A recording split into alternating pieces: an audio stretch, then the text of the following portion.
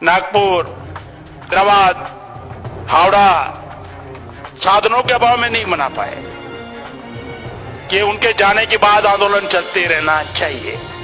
ये जो व्यवस्था हम नहीं बना पाए अभी तक, इसी वजह से उनकी व्यवस्था जिंदा है।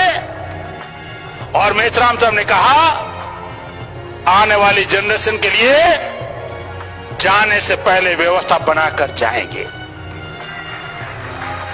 जाने से पहले व्यवस्था बनाकर जाएंगे। और कोई आएगा आजादी दिलाएगा इसके भरोसे पर नहीं है, जीते जी आजादी हासिल करेंगे।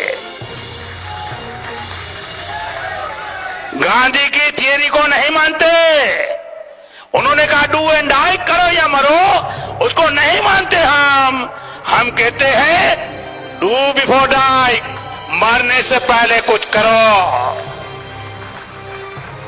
करो या मरो। नहीं मरोगे तो क्या करोगे?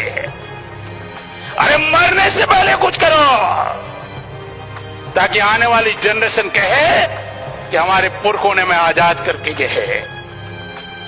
अगर ये नहीं किया तो आने वाली जनरेशन हमारी तस्वीरों पर थूकेगी कि हमारे दादा तो लायक थे, ज्योतिराव फूले बाबा साहब अम्बेडकर के समय लायक थे, उन्होंने अधिकार दिलवाए, हमारे बाप नालायक निकले, अधिकार बचा भी नहीं पाए। आने वाली जनरेशन हमारी तस्वीरों पर थूकेगी। इसीलिए हम लोगों को नेक्स्ट जनरेशन के लिए अपनी व्यवस्था बनाने के लिए भामसेब जो भी काम देता है, जो भी उद्देश्य भामसेब ने जो भी जिम्मेवारी लगाई, जो भी ऑर्गेनाइजेशन बनाया, वो आपकी रिस्पॉन्सिबिलिटी है। अगर भामसेब ने व्यवस्था परिवर्तन का उद्देश्य रखा तो उद्देश्य की जितनी भी रिक्वायरमेंट है वो हमारी रिस्पॉन्सिबिलिटी है। आप ये नहीं कह सकते हो कि विद्यार्थियों का काम विद्यार्थी देख ले, आप ये नहीं कह सकते कि महिला का काम महिलाएं देखे, आप ये नहीं कह सकते हो किसानों का काम किसान देखे, आप ये नहीं कह सकते आदिवासी का काम आदिवासी देखे, आप ये नहीं कह सकते गुमंतु का काम गुमंतु देखे, आप ये नहीं कह सकते मुसलमानों की समस्या मुसलमान देखे। हमारे उद्देश्य की जितनी रिक्वायरमेंट है, व्यवस्था परिवर्तन की जो भी रिक्वायरमेंट है, उस रिक्वायरमेंट को फुलफिल करना होगा। एक मिशन है और एक मिशन की रिक्वायरमेंट है, एक मिशन है और एक मिशन की रिक्वायरमेंट है।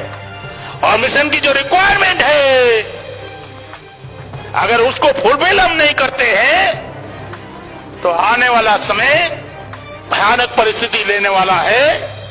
समय रहते हुए परिस्थितियों पर नियंत्रण करने के लिए हम लोगों को भामसेब ने जो प्लान बनाया उसके ऊपर अमल करना होगा। आखिरी बात कहकर समाप्त करता हूं, मेश्राम साहब ने जो प्लान बनाया, मैं दावे और यकीन के साथ कह सकता हूं, 30 साल 35 साल के अनुभव के आधार पर कह सकता हूं, दुश्मनों की बस की बात नहीं है उसको विफल कर सके हमारे प्लान को। हम अगर विफल हो सकते हैं केवल मात्र एक तरीके से, अगर हमने ईमानदारी से काम नहीं किया तो। अगर हमने ईमानदारी से काम नहीं किया तो विफल हो सकते हैं। और यही कारण है, पिछले 20 साल पहले मेश्राम साहब ने स्पीच में कहा था कि ब्राह्मण हमें गुलाम बनाए रखना चाहते हैं, इसलिए हम गुलाम नहीं है। वो गुलाम बनाए रखना चाहते इसलिए हम गुलाम नहीं है, हम आजाद होना नहीं चाहते इसलिए गुलाम है। हम आजाद होना नहीं चाहते इसलिए गुलाम है। और ये जो आज जो ये सब्जेक्ट रखेंगे, इसकी गंभीरता को देखते हुए समाज में आप उसको प्रस्तावित करोगे और इसके लिए समाज को तैयार करोगे, इसी आशा और विश्वास के साथ मैं मेरी बात समाप्त करता हूं। आपने मेरी बात ध्यान से सुना, इसके लिए मैं आपका आभारी हूं। धन्यवाद। जय मुनवासी। धन्यवाद सर।